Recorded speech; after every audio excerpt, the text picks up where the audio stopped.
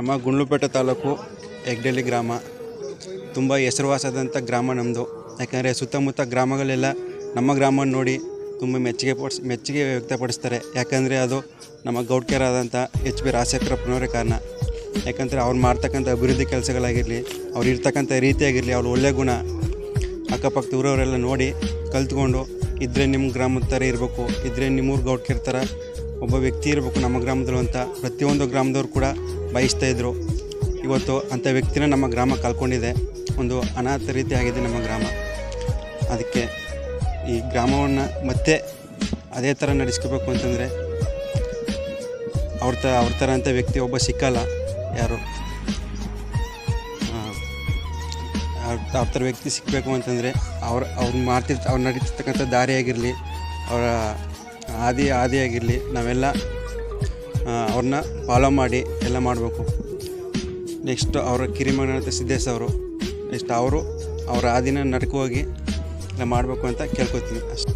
ನಮ್ಮ ಗ್ರಾಮದ ಗೌಡ್ಕೆರಾದಂಥ H B ರಾಜಶೇಖರಪ್ಪನವರು ನಮ್ಮನ್ನು ಅಗಲಿದ್ದಾರೆ. ನಮಗೆ ತುಂಬ ನೋವುಂಟಾಗಿದೆ ಅವರ ಅಗಲಿಕೆ. ಯಾಕಂದರೆ ಅವರಿದ್ದಾಗ ನಮ್ಮ ಗ್ರಾಮ ತುಂಬ ಅಭಿವೃದ್ಧಿ ಆಗಿತ್ತು.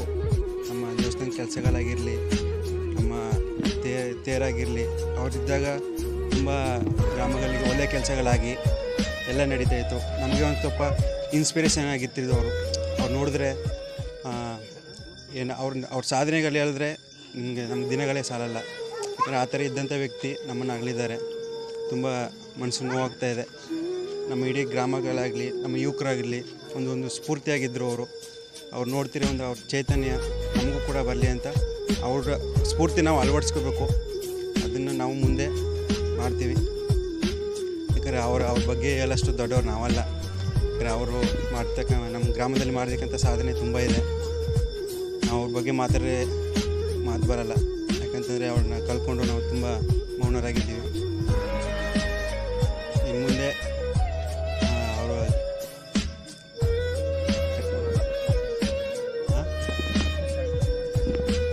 ಆತ್ಮಕ್ಕೆ ಆ ದೇವರು ಭಗವಂತ ಶಾಂತಿ ಕೊಡಲಿ ಅಂತ ನಾನು ಪ್ರಾರ್ಥನೆ ಮಾಡ್ಕೊತೀನಿ.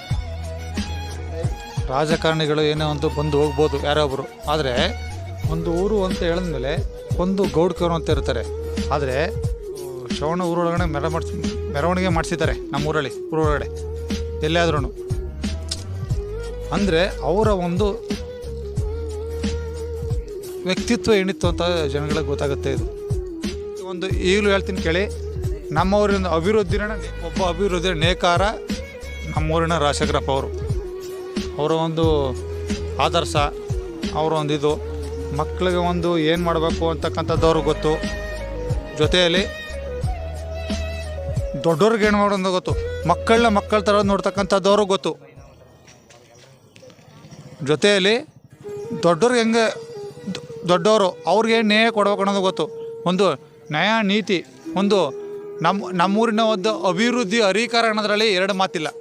ಅಂತಂದರೆ ಗುಂಡ್ಲುಪೇಟೆ ತಾಲೂಕು, ಚಾಮರಾಜನಗರ ಜಿಲ್ಲೆ, ಬೇಗೂರು ಹೋಬಳಿ, ಹೆಗ್ಡೆಳ್ಳಿ ಗ್ರಾಮದಲ್ಲಿ ಎಲ್ಲ ಗ್ರಾಮದಲ್ಲೂ ಸಹ ಒಂದು ಮುಖ್ಯ ವ್ಯಕ್ತಿನ ಒಂದು ಇದರಲ್ಲಿ ನೇಮಿಸ್ತಾರೆ.